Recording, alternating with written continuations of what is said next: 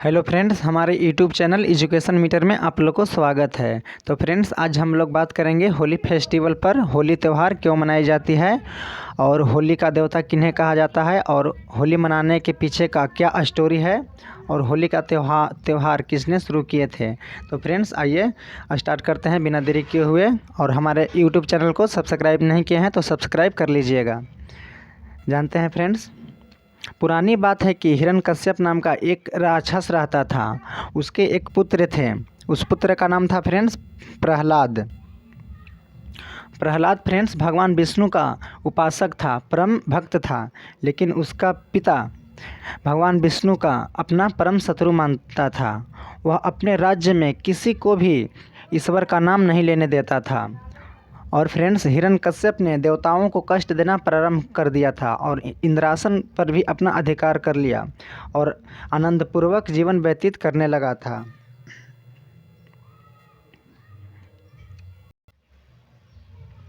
जब एक बार हिरण्यकश्यप अपने पुत्र के शिक्षा के बारे में जानने के लिए उसने उसके गुरु के पास गया, तब उसे अपने पुत्र की भक्ति भावना का ज्ञान का पता हुआ।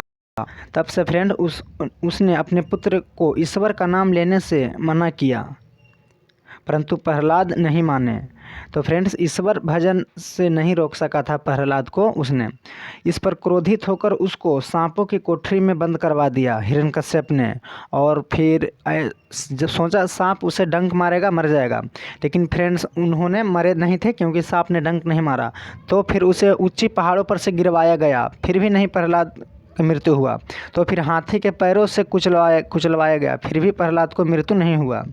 परंतु उसने प्रहलाद को कुछ न बिगाड़ सका। अंत में उसने आदेश दिया कि मेरी बहन होलिका को बुलाया जाए और उसे कहा जाए कि प्रहलाद को अपनी गोद में बैठाकर अग्नि कुंड में बैठो।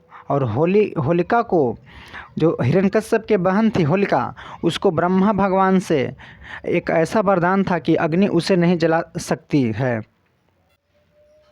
तो फ्रेंड्स, होलिका अपनी प्रहलाद को अपनी गोद में बैठाकर अग्नि कुंड में बैठ गया और कुछ ही देरी में होलिका जलकर भस्म हो गई और प्रहलाद को बाल बांका भी नहीं हुआ। और अग्नि में प्रहलाद को बर्फ़ के समान शीतलता जैसा महसूस हो रहा था। तो फ्रेंड्स, होलिका जली गई थी और प्रहलाद का बाल बांका भी नहीं हुआ था, तभी से होलिका दहन मनाया जाता है। इधर फिर हिरण्यकश्यप को पता चला कि प्रहलाद तो बच गया और होलिका जलकर भस्म हो गई। तो अंत में निराश होकर हिरण्यकश्यप ने क्रोधित होकर प्रहलाद को एक लोहे के खंभे से बांध दिया और बोला, तेरा भगवान कहाँ है जिसका तू हमेशा रट लगाए रहता है। प्रहलाद ने निडर होकर जवाब दिया था कि भगवान सभी जगह रहते हैं। उसके पिता ने कहा, क्या इस खंभे में भी हैं? अगर हैं तो अभी मैं तलवार से तुम्हारे 2 टुकड़े करता हूँ, देखता हूँ वह तुम्हें कैसे बचाता है। यह कहकर जैसे ही हिरण्यकश्यप ने मारने के लिए तलवार उठाया, भगवान विष्णु खंभे में से फाड़कर निरीक्षी अवतार में अपनी जांघों पर हिरण्यकश्यप को बैठाकर अपनी नाखूनों से हिरण्यकश्यप को पेट फाड़ दिए थे और उसने प्रहलाद की प्राणों की रक्षा किए थे। भगवान विष्णु और होलिका जलकर राख हो गई थी। तब से होलिका दहन मनाने के लिए प्रारंभ हो गया था।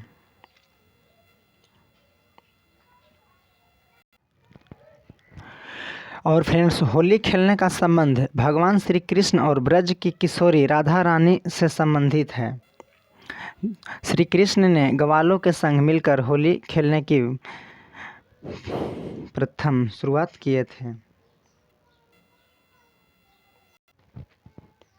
और फ्रेंड्स, त्रेता युग के शुरुआत में भगवान विष्णु जी ने धूलि का बंधन किए थे, इसलिए होली के इस त्यौहार को धूलेंडी के नाम से भी जाना जाता है। और धूलेंडी होली के अगले दिन ही मनाया जाता है, जिसमें लोग एक दूसरे पर गुलाल और कीचड़ लगाते हैं।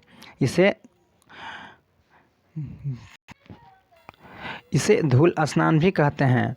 और फ्रेंड्स, पर्व का पहला दिन होली दहन का दिन कहलाता है।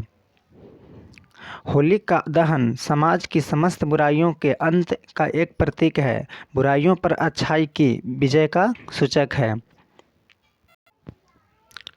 और फ्रेंड्स होली रंगों का त्यौहार है, हंसी खुशी का त्यौहार है।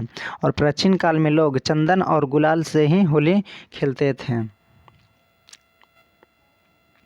चंदन और गुलाल से ही होली खेलते थे।